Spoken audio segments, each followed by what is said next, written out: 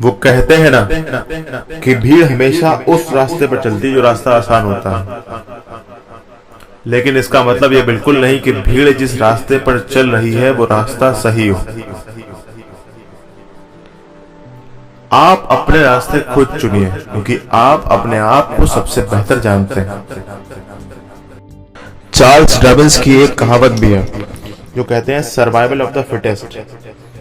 जो सबसे फिट है वही सृष्टि में, इस जीव जगत में, इस दुनिया में बचा रहता है। लेकिन प्रकृति ने दुनिया में लोगों को, इंसानों को एक अलग सा अभिशाप या वरदान कह लें, दोनों ही दिया है कि वो जिस चीज़ का इस्तेमाल करता है वो चीज़ फिट रहती है। यदि उसने दिमाग का इस्तेमाल कम किया तो दिमाग गया, शरीर का इस्तेमाल करा तो शरीर गया। जो फिट है वही सरवाइव करता है। और इस कोरोना काल में आप इस चीज़ को समझ भी गए होंगे। एक बहुत बड़ी कहावत है इस दुनिया में सरवाइव करने के लिए कि इस दुनिया में असंभव कुछ भी नहीं। हम वो सब कर सकते हैं जो हम सोच सकते हैं, और हम वो सब कुछ सोच सकते हैं जो हमने आज तक ना सोचा हो। यानी हमारी सक्सेस की कोई भी लिमिट नहीं है। आप अर्श से फर्श पर जा सकते हैं।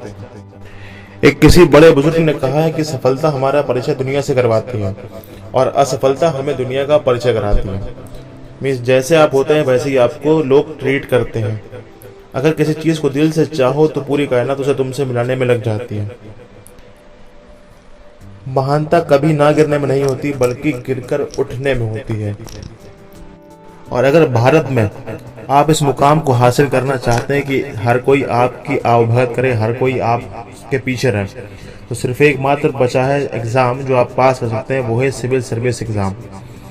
उस एग्ज़ाम को अगर आप पास करते हैं तो आप यूपीएससी क्लियर करते हैं तो आप आईएएस, पीसीएस या बहुत सारे विभागों में जा सकते हैं और एक ऐसे ऑफिसर बन सकते हैं जिसको दुनिया सलूट करती है। मीन्स दुनिया जिसके कदमों में जा जाती है। ये भारत की वो प्रशासनिक सेवाएं हैं जिनका लोहा दुनिया मानती है।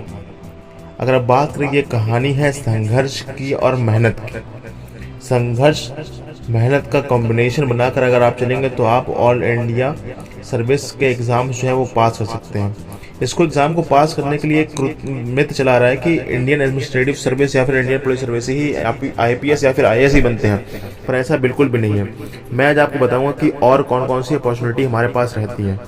आप सेंट्रल सर्विसेज ग्रुप ए की अगर हम बात करें तो इस कैटेगरी में हमारे पास आईएफएस, इंडियन फॉरेन सर्विसेज, साथ में Indian audit and account services, साथ में Indian civil and account services ICAS जैसे विभाग भी रहते हैं।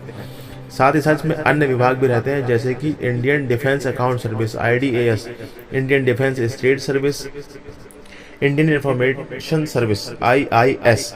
ये सारे वो विभाग है जहां पर आप इस एग्ज़ाम को क्वालिफाई करके जा सकते हैं ग्रुप ए में। इसके अलावा साथ ही में Indian information service IIS, Indian ordnance factories IOFS और इंडियन पोस्टल सर्विस में भी जा सकते हैं आप। साथ ही में Indian forest information services, Indian postal services में भी अपना लोहा मनवा सकते हैं और वहाँ पर भी आप अधीनस्थ पद पर जा सकते हैं। ये इतने विभाग हैं जो हमारे ग्रुप ए में आते हैं और इन सब कैटेगरीज को मैं आपको और बताऊंगा और विस्तार से इन सब कैटेगरीज को जानेंगे। फिलहाल ये कुछ वो तथ्य हैं जो आपको शायद नहीं पता। तो बात करते हैं, देखिए यहाँ पर Indian accounts and finance services में आप जा सकते हैं, आईएएस बन सकते हैं, इंडियन रेलवेज में जा सकते हैं, आईआरएस बन सकते हैं, आप आईआरएस पीएस बन सकते हैं, इंडियन रेलवे पर्सनल सर्विस में भी जा सकते हैं आप। ये सारी वो सर्विसेज हैं जहां पर अगर आप क्वालिफाई करते हैं तो इन सारे विभागों में जा सकते हैं। पर हमारी जो समाज में एक मिथ है कि सिर्फ एग्ज़ाम पास करके आप आईएएस पीसीएस बन सकते हैं, वो बिल्कुल भी नहीं है। ये सारे डिवीज़न, ये सारे विभाग आपको मिलते हैं आपकी रैंक के हिसाब से। मीन्स जैसी आपकी रैंक होगी आपको रैंक वाइज वो डिपार्टमेंट और उस कैटेगरी में आपको भेजा जाता है। साथ साथ में Indian railway protection force services में भी आप जा सकते हैं, Indian railway traffic services, Indian revenue service IRS, जहां पर केजरीवाल साहब पहले वर्किंग करते थे, वहां से वो उन्होंने अपना सफ़र शुरू करा था आईआरएस से। वो भी एक आईएएस पेपर क्वालिफाइड हैं और आईआरएस थे, इंडियन रेवेन्यू सर्विस में वर्क कर रहे थे जब उन्होंने इलेक्शन के लिए पहली बार नामांकन भरा था।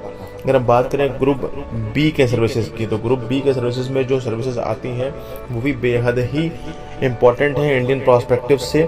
सो इंडियन आर्म फोर्सेस यहाँ पर आती हैं, जितने भी हेडक्वार्टर हैं वहाँ पर आईएएस की नियुक्ति होती है ताकि वहाँ पर देखरेख कर सकें। इसे बोलते हैं AFHCS। यूपीएससी का एग्ज़ाम आप 22 लैंग्वेजेस में दे सकते हैं। बेसिकली ये 22 लैंग्वेजेस आप अपनी कोई भी रीजनल लैंग्वेज में दे सकते हैं इस एग्ज़ाम को, जो कि ऑप्शन रहता है हमारे बीच। उस ऑप्शन का भरपूर फ़ायदा आप उठा सकते हैं। आप जो चाहें वो ऑप्शन लेकर के अपनी मंजिल को पा सकते हैं। इसमें सारी लैंग्वेजेस हैं जो आप ऑप्ट कर सकते हैं, इंग्लिश, हिंदी, असमिया या कुछ भी। हाल ही फिलहाल में ऐसे एग्जाम्पल सेट हुए हैं, जैसे कि आप बात करें अंसार शेख की, जो एक ड्राइवर के पुत्र थे, उन्होंने IAS निकाला और काफ़ी अच्छी रैंक प्राप्त करी। साथ ही में बहुत से ऐसी मिसालें हैं, जैसे कि अगर हम बात करें यहाँ पर कुलदीप द्विवेदी जी की, जो भी एक बहुत नीचे परिवार से आकर ऊपर बने। साथ ही हम बात करें अगर यहाँ पर निरीश राजपूत जी की, जो भी काफ़ी नीचे से उठकर आए। गोविंद जायसवाल जी, जो काफ़ी पिताजी रिक्शा चलाते थे, वो काफ़ी ऊपर आए। बेनो जेल्फिन, जो कि पहली आप कह सकते हैं पहली नेत्रहीन IAS ऑफिसर बनी। साथ ही में अगर हम बात करें इस कैटेगरी में, ये सारे ऑफिसर्स काफ़ी अच्छा नाम कर रहे हैं और आप भी इस कैटेगरी में आ सकते हैं इस एग्ज़ाम को पास करके।